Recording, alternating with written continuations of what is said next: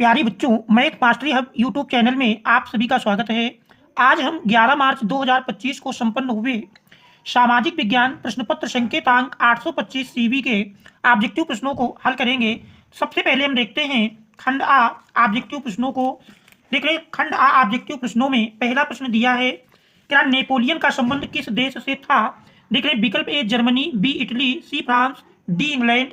तो इस प्रश्न का सही उत्तर है ऑप्शन सी, फ्रांस। तो पहले प्रश्न का विकल्प सी सही है। इसके बाद हम देखते हैं दूसरे प्रश्न को। देख रहे हैं, दूसरा प्रश्न दिया है, क्या इटली का एकीकरण किसके नेतृत्व में किया गया?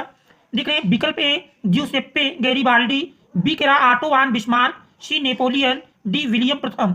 तो इस प्रश्न का सही उत्तर है ऑप्शन ए ज्यूसेप्पे गैरिबाल्डी। इसके बाद तीसरा प्रश्न है, तीसरे प्रश्न में दिया है, क्या हिंद स्वराज पुस्तक के लेखक हैं?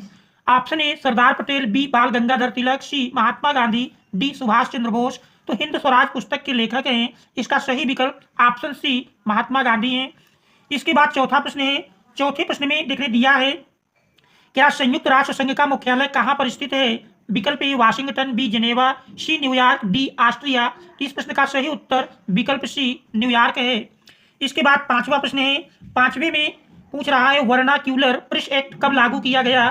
देख रहे विकल्प ए 1872 ईस्वी, बी 1875 ईस्वी, सी 1878 ईस्वी, डी 1880 ईस्वी। तो इस प्रश्न का सही उत्तर है विकल्प सी 1878। इसके बाद हम देखते हैं छठे प्रश्न को। देख रहे छठे प्रश्न में दिया है, हमारा छठा प्रश्न है, क्या संसदीय प्रजातंत्र की स्थापना किस देश में सर्वप्रथम हुई? तो देख रहे हैं, संसदीय प्रजातंत्र की स्थापना सर्वप्रथम हम जानते हैं ग्रेट ब्रिटेन में हुई, लेकिन ग्रेट ब्रिटेन कहीं विकल्प में नहीं है, इसलिए आप फ्रांस को मान सकते हैं कि इसमें ऑप्शन सी सही है। इसके बाद सातवां प्रश्न है, क्या भारत में मताधिकार की आयु क्या है? देख रहे हैं, विकल्प ए 21 वर्ष, बी 20 वर्ष, सी 25 वर्ष और डी 18 वर्ष। तो हम जानते हैं भारत में मताधिकार की आयु 18 वर्ष निश्चित है, इसका विकल्प डी सही है। इसके बाद हम आठवें प्रश्न को देखते हैं, क्या यदि हम लैंगिक भेदभाव की बात करते हैं तो इसका उसका अर्थ होता है। ठीक है, ए नंबर है, समाज में स्त्री एवं पुरुष की असमान भूमिका, बी कह रहा स्त्री पुरुष के मध्य जैविक भिन्नता, सी बालक एवं बालिकाओं की संख्या में असमानता और डी कह रहा इनमें से कोई नहीं। तो इस प्रश्न का सही उत्तर है विकल्प ए, समाज में स्त्री पुरुष की असमान भूमिका। इसके बाद फिर हम देखते हैं नौवां प्रश्न। नौवें प्रश्न में देखने दिया है, क्या बहुजन समाज पार्टी के संस्थापक कौन थे? देख रहे हैं, option A Kanshiram, B Mayawati, C Sahu ji Maharaj, D Mulayam Singh Yadav. तो बहुजन समाज पार्टी के संस्थापक काशीराम हैं, इसका विकल्प ए सही है। इसके बाद हम 10वां प्रश्न देखते हैं। देख रहे हैं, 10वें प्रश्न में दिया है, लोकतंत्र में शक्ति का स्रोत है। विकल्प ए जनता, बी संसद, सी प्रधानमंत्री और डी राष्ट्रपति। तो लोकतंत्र में शक्ति का स्रोत जनता है, तो इसका विकल्प ए सही है। इसके बाद 11वां प्रश्न है, क्या सोपानी खेती किस राज्य में की जाती है? विकल्प ए पंजाब में, बी कह रहा हरियाणा में, सी उत्तराखंड में, डी उत्तर प्रदेश में। तो सोपानी खेती उत्तराखंड राज्य में की जाती है, तो प्रश्न 11 का विकल्प सी सही है। इसके बाद 12वां प्रश्न है, क्या निम्न में से कौन आधारभूत खनिज है? देख रहे हैं, विकल्प ए तांबा, बी लौह अयस्क, सी अभ्रक, डी सोना। इसका सही उत्तर है ऑप्शन बी लौह अयस्क। इसके बाद 13वां प्रश्न है, प्रथम अंतरराष्ट्रीय पृथ्वी सम्मेलन किस नगर में आयोजित किया गया था?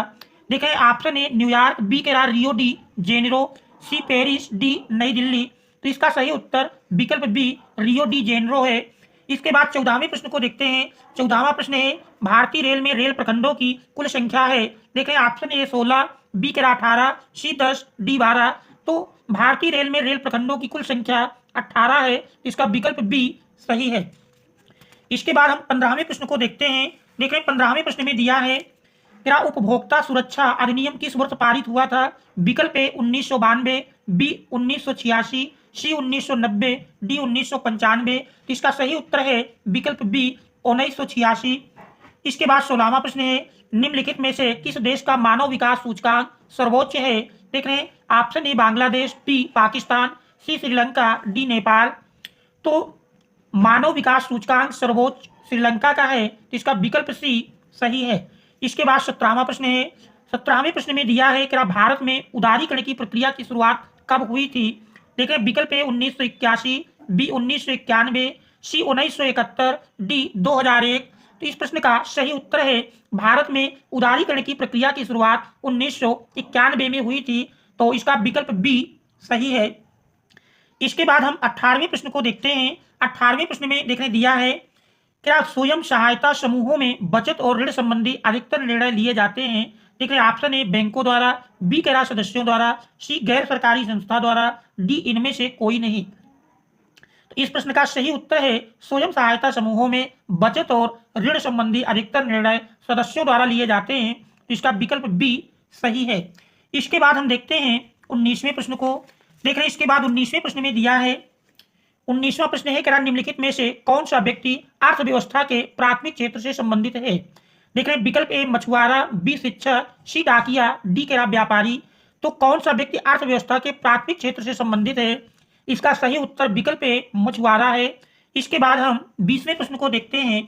देख रहे हैं 20वें प्रश्न में दिया है, क्या निम्नलिखित में से कौन सी संस्था अंतरराष्ट्रीय व्यापार को उदार बनाने का उद्देश्य रखती है? विकल्प ए अंतरराष्ट्रीय मुद्रा कोष, बी विश्व व्यापार संगठन, सी उत्तरी अटलांटिक संधि संगठन और डी विश्व बैंक। इस प्रश्न का सही उत्तर है विकल्प बी विश्व स्वास्थ्य संगठन। इसका सही उत्तर है। इस प्रकार से देख रहे हैं खंड 20 ऑब्जेक्टिव प्रश्नों का हल है। Thanks all of you for watching.